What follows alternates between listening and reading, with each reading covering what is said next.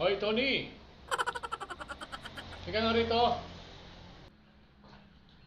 Yes, boss. Ano po yun, boss? Kasi nawala yung tinapay ko eh. Napansin mo ba kung sino ang kumuha ng tinapay ko rito? Yes, boss. Napansin ko, kanina meron pong kinakain yung aso doon sa labas. Baka kumain po yung aso. Aso?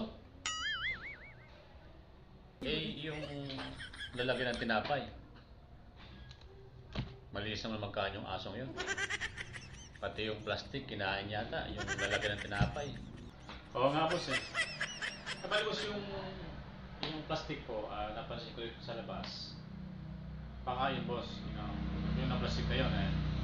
Mali po, tinapon ko na sa labas yung plastic na pinaglagyan ng tinapay. Hayaan mo na. Bali, bibili na lang ako doon sa labas ng tinapay. Sige, tuloy siya. Salamat. Okay, sige, boss. Bonk.